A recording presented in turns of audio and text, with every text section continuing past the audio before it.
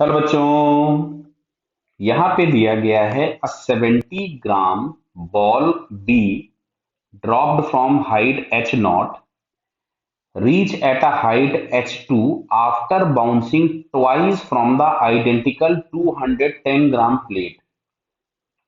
The plate A rests directly on the hard ground while the C rests on the foam rubber mat. Clear है? Find the height h1 of the ball after first bounce. Clear? तो समझो सबसे पहले यहाँ पे ये जो meaning दिया है इसका मतलब क्या है कि A rest directly on the board. ठीक है, हार्ड ग्राउंड दिया हुआ है। हार्ड ग्राउंड है मतलब ये जो प्लेट ए है ये कहीं मूव नहीं करेगी, ये यहीं की यहीं पड़ी रहेगी। जबकि उसमें लिखा है plates rest on the foam rubber. इसका मतलब ये जो प्लेट सी हम लोग इसको एज्यूम कर रहे हैं, ये वाली, ये जैसे ही कोलिजन होगा उसके बाद ये नीचे भी जाएगी। क्लियर? जबकि फर्स्ट वाले केस में प्लेट ए कहीं भी नहीं जाने वाली। क्लियर? तो सबसे पहले जो फर्स्ट टाइम हिटिंग है उसको हम लोग लिख देते हैं, तो याद आएगा under root of 2GH0। Conservation of energy से आप निकाल लीजिएगा इसको। तो 2GH0 तो ये हम लोगों के पास मिल गया अंडर रूट ऑफ 180 मीटर पर सेकेंड। क्लियर? इसको हम लोग लिख सकते थे 6√5। ये आ गया 6√5 मीटर पर सेकेंड। 36 इंटू 5 लिखोगे 36 का रूट आ गया। अब ये H2, तो जब ये बॉल यहां से रिबाउंस की है ऊपर की तरफ में, तो इसको मान रहे हैं किसी वेलोसिटी v2 से रिबाउंस की है और वो h2 हाइट तक गई है, तो ये आपके पास हो गया अंडर रूट ऑफ 2GH2।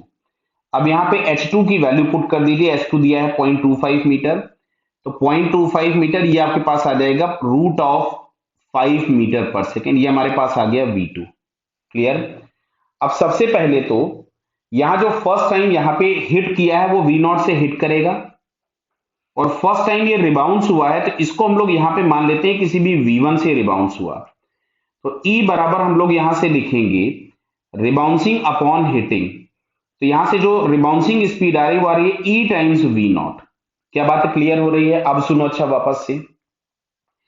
जब ये बॉल यहां नीचे आई होगी सेकेंड टाइम कोलिजन के लिए, तो लौट के ये v1 स्पीड से ही आएगी। बराबर है? मतलब अब अगर हम यहां मान लो E लिख लेते हैं, पहले हम E लिख लेते हैं, तो यहां से मिलेगा रिलेटिव वेलोसिटी बिफोर कोलिजन, तो ये आ गया v1। और आफ्टर कोलिजन के नाम पे देखो ये बॉल जाएगी v2 से ऊपर जो कि हम निकाल चुके हैं, और प्लैंक जाएगा नीचे, तो इसको हम कुछ भी v3 लिख देते हैं और दोनों अपोजिट डायरेक्शन में, तो it becomes v2 plus v3। Clear? तो अब अगर हम v1 को इधर ले जाएं तो ये होगा E v1 is equals to v3 plus v2, और v2 हम लोगों के पास था √5। लिख दूं मैं? बराबर। अच्छा, v1 इज इक्वल टू हमारे पास था ई वी नॉट, तो v1 की जगह मैं ई वी नॉट लिखूंगा तो ये हो गया E square V naught is equal to v3 plus √5। ये इसको चलो हम इक्वेशन नंबर 1 लिख देते हैं। बराबर है ये। अब हम लोग लगा लेते हैं कंजर्वेशन ऑफ मोमेंटम किसके केस में? सेकंड कोलिजन के टाइम पे। और हम लोग इंटरेस्टेड v1 फाइंड करने में है, क्योंकि हम लोगों से बोला था कि पहले इंपैक्ट के बाद वो कितना हाइट तक गया है, that depends only on v1।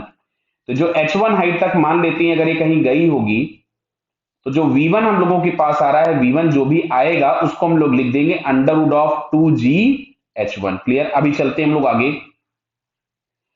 Second time के लिए अगर हम लोग यहाँ पे कंजर्वेशन ऑफ मोमेंटम लगाएं और हम लोग मान लेते हैं चलो अभी डाउनवर्ड्स डायरेक्शन को प्लस, तो डाउनवर्ड्स डायरेक्शन को प्लस लोगे। अच्छा, बॉल और प्लैंक के मास में भी रिलेशन है, उसको हम लोग यहाँ पे देख ले तो क्या रिलेशन हमको दिख रहा है। क्या अगर हम बॉल के मास को m ले लें तो क्या प्लैंक के मास को मैं 3m ले लूं? दिख रहा है ना? बताइए।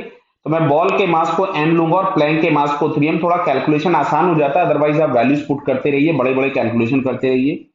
तो कंजर्वेशन ऑफ मोमेंटम हम लगा रहे हैं वर्टिकल डायरेक्शन में, तो हम लोगों ने लिखा है m इंटू v1।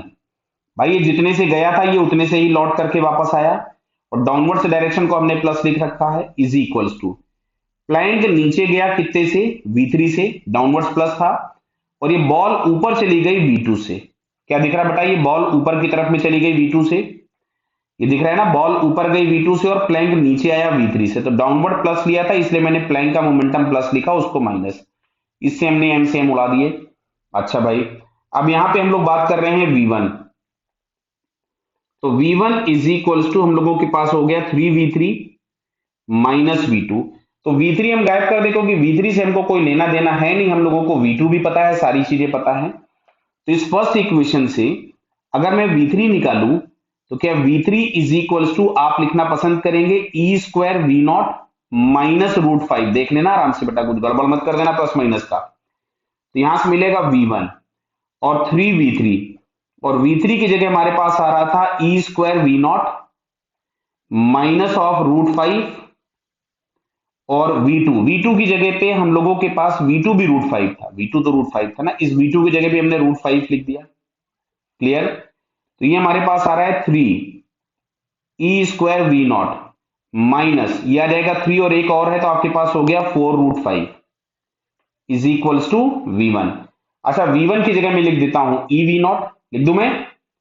तो V1 की जगह अगर मैंने लिखा ई वी नॉट, और ये आ रहा है 3 E square V naught minus of 4√5, और V naught is equal to हम लोगों ने पहले ही निकाल लिया था, ये आ रहा था 6√5। ये देखिए V naught is equal to हम लोगों के पास ये ऑलरेडी आ गया था 6√5, मैं वी नॉट की जगह 6√5 लिख देता हूं। तो ई 6√5 3 ई स्क्वायर इंटू 6√5 माइनस 4√5। तो देखिए √5 सारे आपस में गायब हो गए। क्लियर? अब इसको अगर हम लोग थोड़ा सा और लिखें तो ये मिल रहा है हमको 18 ई स्क्वायर, ये दिख रहा है बताइए, और इसको भी मैं उधर ही ले गया तो ये हो गया minus of 6e minus of 4 is equals to 0। दिख रहा है ना बेटा? आराम से देख लो, सही लिखा है, कुछ कैलकुलेशन गड़बड़ मत कर देना। ठीक है, इसको हम 2 से और डिवाइड कर दे, थोड़ा सा कैलकुलेशन आसान हो जाएगा। 9e square minus of 3e minus of 2 is equals to 0। तो ये e में हम लोगों के पास क्वाड्रेटिक बन गया है, तो चलो हम e इज इक्वल्स टू निकाल लेते हैं। तो यहां से लिखोगे minus B plus minus root of B square minus 4 A C upon 2a। Clear है बताइए? देखो ये माइनस माइनस तो प्लस हो गया, तो ये वैल्यू हम लोगों के पास कितनी मिल रही है? 72 और 9 हम लोगों के पास हो जाएगा 81। देखिए आराम से वैल्यूज पे रूट भी निकल आया, ये आ गया रूट ऑफ 81 अपॉन 18। अच्छा, 81 का रूट हो जाएगा 9, 9 निगेटिव ले नहीं सकते, तो 9 प्लस 3 हम लोगों के पास यहां से मिला 12 अपॉन 18। इसको अगर हम 6 से उड़ा दें तो मिलता है 2/3, मतलब वैल्यू ऑफ ई जो है वो 2/3 आ गया। अब ऊपर आते हैं वापस हम लोग, तो V1 इज इक्वल्स टू हमारे पास आ रहा था E टाइम्स वी नॉट, मतलब 2/3 टाइम्स वी नॉट, और वी नॉट हम लोगों के पास था 6√5, तो ये आ गया 2। तो फाइनली यहां से जो V1 हमारे पास ये आया 4√5, और इस V1 को हम लोगों ने पहले बोला था कि हम लोग लिख देंगे 2 ये √2GH1। तो V1 की जगह हमने लिखा √2GH1 is equals to 4√5, square कर दीजिए, तो 2 into 10 into H1 is equals to 16 into 5। Clear है? तो इससे अगर हम इसको 2 टाइम्स उड़ा दें, 2 इंटू 2 4 से 16 को उड़ा दें, तो ये हम लोगों के पास मिला 4 मीटर। तो जो आपको पूछा गया था फर्स्ट रिबाउंड के बाद हाइट क्या होगी, तो दैट इज 4 मीटर। क्लियर बेटा? Okay, all the best.